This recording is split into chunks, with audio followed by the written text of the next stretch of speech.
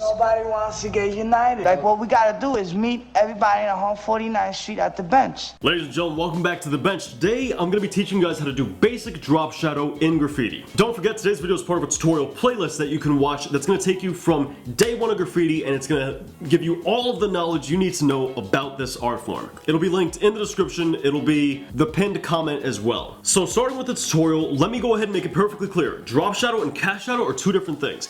Drop shadow is a two-dimensional light source, and because of this, the shadows also don't travel into perspective, they don't travel through space. This makes them relatively flat, as to where cast shadows is a three-dimensional light source that casts shadows that are able to go through space, they're able to go through perspective, they're able to be cast over more objects, and these tend to be a lot more dynamic and a lot more complex. So once again, this is drop shadows, not cast shadows. And I'm gonna blow your mind with how simple this is. This is gonna be a really easy tutorial. So for starters, when you want to make your drop shadow, first things first, we got to pick our light source. We're gonna say our light source is on the top right of our circle, and it's casting light in this direction the arrow is going. This means all of our shadows are going to go down and to the left. They have to go opposite of the lights. So now that we know where our light is coming from and where the shadow wants to go, all we have to do is redraw this exact thing down and to the left. That's it. So to show you how easy this is, all we have to do is just move it down and to the left and shade it, color it in, and there you go. It's that simple.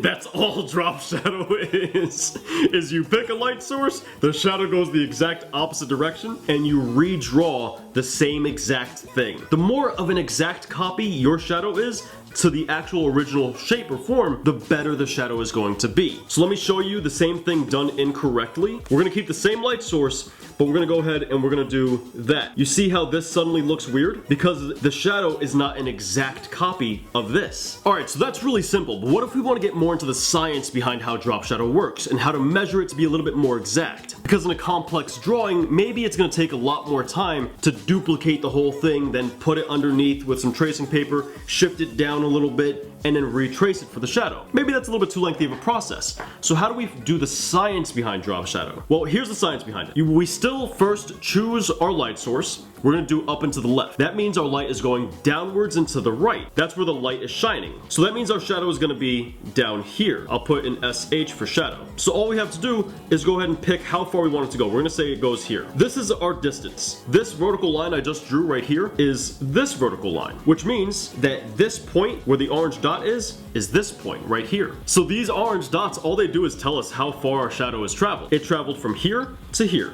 which is this long. So all we have to do is travel that same distance from every single vertice. So we can come to this vertice and travel that same distance, and we can come to this vertice and travel that same distance, and we get this dot and this dot. And once again, because drop shadow is just a duplicated version of our original shape shifted over, all we have to do is draw this top line over here, draw this right line over here, and then draw this bottom line over here. And just to make it 100% clear, we're not drawing this entire line because the shadow is underneath our form. You're not gonna be able to see this over here. So now you guys know two different ways of doing drop shadow. You guys know the super simple way where you pick your light source, which tells you where the shadow is going to go, and then you just duplicate the object, move it over. And then you guys know the other method where you know the science behind how drop shadow works, where you pick your light source, you choose the distance, and then you measure that distance from every vertice, and then connect the dots by duplicating the same line. And that's all it is. It's honestly that simple. So we're gonna go through a couple of extra studies here in order to show how easy it is and what to do in more complex scenarios like this,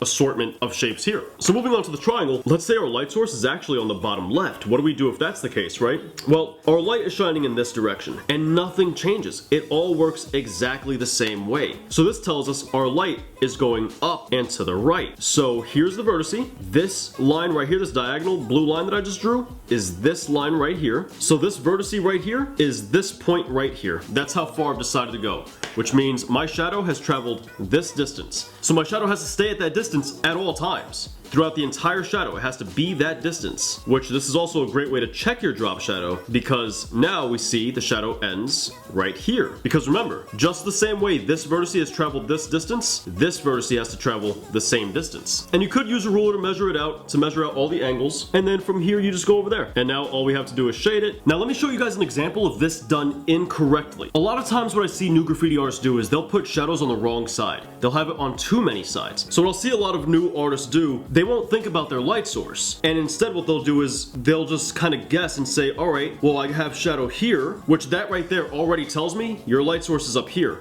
But then what they'll do is they'll come over here, which then means is that their light source has to be here. It has to be. There's no other way it could be. But then they'll go ahead and then they'll make it come up here. And you can immediately see how this is wrong. Now that you know the two different ways of doing drop shadow, you'll be able to spot bad drop shadow immediately. So now let's go on to our other example. Let's go ahead and say our light source is up and to the left, which once again, you guys should know by now, means that the drop shadow is going down and to the right. I bet you guys are watching this video, and as I'm saying our light source is here, you guys are probably saying in your head, oh, the shadow's going in this direction now, because you guys are starting to understand. It's as simple as this example. You duplicate, move it down. You could go ahead and draw your first line, and that tells us everything we need to know. So we find out where's the last point we'd be able to see that shadow by making lines in this exact angle that the light is going in, and it turns out it's right here. So you can go ahead and continue this line, and remember, down and to the right. So would we see shadow over here? No, that's not gonna make sense. So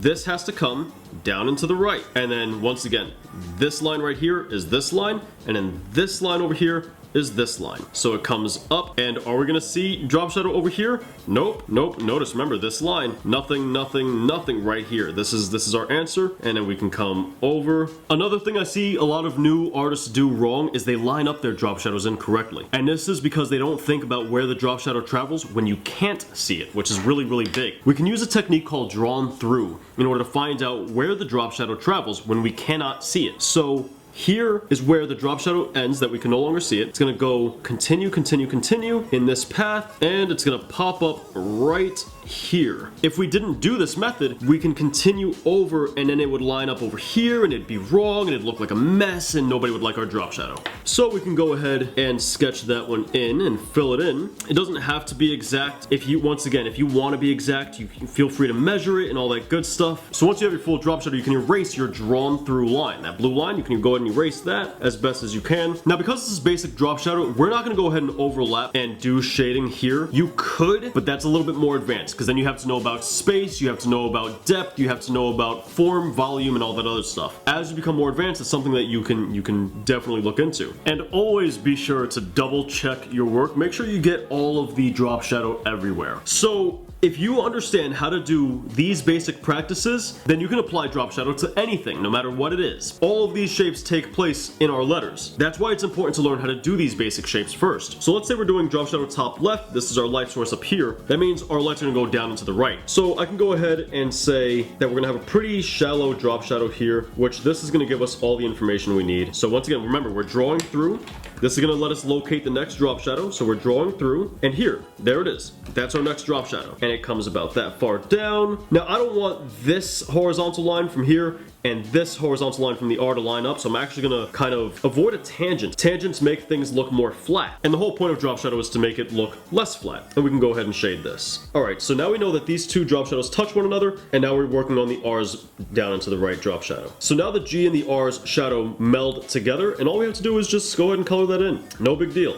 Really easy. If you really need to, you could go ahead and say, okay, this is the angle I'm working with, and this is the distance, and then go to every single part of the line, and measure it out if you feel you need to. If that's what helps you do this, then feel free. There's no rule that says you can't measure things out. And now that we have this shadow coming into the R's leg, we can go ahead and do the drawn through technique. It's a really important technique, as you can tell. And we find out that our drop shadow pops out right here. And sometimes you may run into this where it kind of becomes the same angle, and if you don't like that, you can always change the structure a little bit if you wanted to, or you can keep the shadow the same if you'd like. That's entirely up to you, whatever adds more depth. And that's it, guys. It's literally that simple. Once again, there's two different methods in order to do drop shadow. You can simply draw whatever your piece is, whatever you want to apply drop shadow to. You can draw that and then draw it exactly the same and shift it in whatever direction you want. Boom, drop shadow is done. Or you can do it by the second method where you understand the science behind how drop shadow works and you can measure everything out. And that's drop shadow.